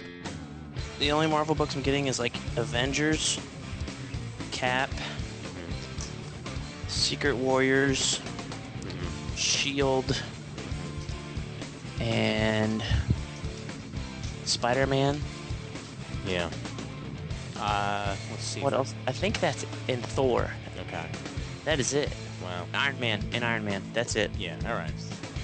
See, I'm getting all those except for Thor, and I've got New Avengers and Secret Avengers in there too. Yeah. But and I'm getting Fantastic those. Four I'm getting, and a bunch of other shit. But Yeah, I cut Fantastic Four. It was just not going anywhere. Well, I'll pick up Thor in trade, or I'll read it out of the library, because the good thing about living in New York is that our libraries actually get books in. I'm sure. Yeah. So I mean, that's how we started reading Invincible. Was like Chris got volumes 1 through 3 out of the library, and we liked it so much that we bought the Ultimate editions. The Omnibus. Yep. Omnibuy. Yeah, those are really good. Yeah, The Invincibles. I love how the Ultimate editions have like they're totally aping off the font and logo type of Ultimate Spider-Man. Oh yeah. Yeah, it's like totally blatant. All right, so what do we want to call this one? Is it 112 or 111? That's what I want to know, because oh, sorry, my bad. Like way after that, I'm looking at the wrong page here. I guess 117. 116. We'll make it 116 because I got part 2 of 115 to still put out, which is the Eigel thing, which I'm very much considering just putting out raw because I haven't started editing it yet. Just do it. You're not gonna have time for next week. Well, yeah, I know, but I might even have to. I might have to do some basic editing on it though, because Oh yeah. Cut out the beginning and end. Yeah, cut out the beginning and end, and there were some major bumpy rides along the way due to like audio issues and people leaving the call and coming into the call. So I might just have to listen to it once through and just snip whatever needs to be snipped. Eigel. Who was on Eigel? It was. Is that the New York Comic Con wrap? Yeah, that was the New York Comic Con wrap. It was Lytle, Eigel, Daryl, and Rick Gordon. So I was the only white guy in the room. And Rick was only there for the first half hour. Lytle was there the entire time. Julian was my bad. Julian was there the entire time. Lytle came in a half hour. Eigel came in a half hour in, and then Daryl came in like 20 minutes after Eigel. So it was a complete clusterfuck. We wound up talking about the con like half the time. We wound up going off on tangents like for the rest. Didn't bring up $20 sketchbooks once though, so that's good. $30. $30. Don't get it wrong, man. Don't get it wrong. It's true. All right, we might have brought it up once. All right, so yeah, 116, and if I send this to you, you're gonna have time to edit it, or? I'll get it done myself. You get it done. I'll get it done. I'll get it done. All right. Okay. I'll add it to my list. That's fine. All right. It works. Fuck it. Also, I meant to ask, can I just print, can you buy Disney tickets online and just have to print them out, or are they physical tickets? They're physical tickets. I know you can do like a will call thing. They have will call windows well, at least Universal does. All right. Okay, good. I'll have to do that because I haven't ordered my tickets yet, and they're not going to come to me by the time I leave. So, yeah. All right, I'll do will call. All right. If not, you can do the day of. The lines aren't too terrible, so that's fine. But I mean, honestly, I think you guys are going to have a great time. Yeah. Whatever you guys decide to do. Are you doing Animal Kingdom? We're probably going to do Animal Kingdom as our one Disney thing. We're not going to do more than one day probably because it's way too expensive. Yeah, for Animal Kingdom, you got to get there early to do like the ride, or at least the animal ride. Yeah. You got to get there at least one day early, or not early, not one day early. You gotta be there before the park opens, and then when they let you in, go straight there. Okay. Because that's when the animals are most active, is early in the morning and late in the evening. Right. Because if you go during the middle of the day, they're just gonna be laying around and not doing shit. Yeah, because it's just like being in a zoo. Exactly. Yeah. All right. Well, we'll definitely try to get there as early as possible for that. And then Universal, if you guys can do it, I'd say get the 2-day 2-park or 1-day 2-park. We're gonna probably do that. Yeah. Because it's pretty easy to hit all the major things, and do it in one day. If you're there from like opening to closing, you'd be fine. Okay, cool. That works. Yeah, that and there's a lot of stuff at Universal that I saw the first time I was there. So yeah. So I don't know if I have to do the Terminator 3D thing again. Yeah. The Shrek thing is really good. That's new. Cool. The Rock and Roller Coaster, if that's open, do that. Yeah. See if you wind up the Mummy ride is good. If you guys do that on Thursday, I'll try and find a way to pop in for an hour or two, meet up with you guys. I'll do that. That'll work. Yeah, because Chris doesn't ride roller coasters, so I'll be doing most of the roller coasters myself. Yeah. I haven't been on a good roller coaster in a while, man. Holy shit. Because I like the Rock and Roller Coaster. The Mummy's kind of like Space Mountain. Have you ever been on that? Yeah, I've been on it. It's indoors, no loops or anything, just a lot of twists and turns. Nice. So if Chris doesn't like the upside down part of it, I think she'd be okay. Well, she gets motion sick, so. Motion sick? Yeah, so I don't think she's gonna want to do it. See, I'm perfectly fine with roller coasters, but it's the spinny rides that get me. Oh. Anything that's like over and over again in a loop will get me all wobbly and moving. Yeah, me too. Does she do the simulator rides? Oh yeah, no, she can do simulators. Yeah. Okay, because Spider-Man kind of moves you around. It's kind of a mix of a simulator and a roller coaster. It's on a track, and you kind of move from screen to screen. Yeah, that's like what Back to the Future was. Back to the Future is kind of stationary. You're actually moving on a track on this. Oh, you're moving on a track. Okay. Yeah. It's like a mix of Haunted Mansion and Back to the Future. I gotcha. Okay. And Harry Potter is the same way. And what about Simpsons? Simpsons is just like... Simpsons is Back to the Future. Good. All they did was change the inside, and they didn't change any mechanics of the actual thing. All right, fine by me. We should probably get into this. You know what? Well, yeah, fuck it. All right, come on, count it down. Brent's Orlando tips. Yeah, here we go. All right, in 5, 4, 3, 2, 1. Welcome to episode 116 of Comic Timing, a comics podcast devoted to the average comic book fan from the average comic book fan. Join in as Brent Cassino, rotating panel of guests, and myself, Ian Levitstein, discuss whatever comes to mind, time after time, here on Comic Timing. It's a review corner episode, the first one that we've recorded since frickin' August. So don't expect us to take too much time on each book, because we have a lot of them. And it's Brent's last episode single. Ha ha ha. Here now, Comic Timing.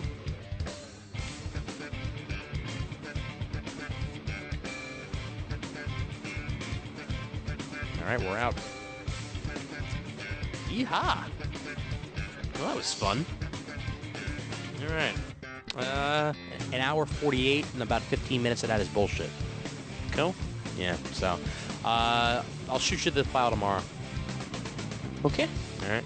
Send me the link. Cool. I'm probably going to watch The Office or whatever before I go to sleep and then go snooze because tomorrow we're celebrating Chris's 30th.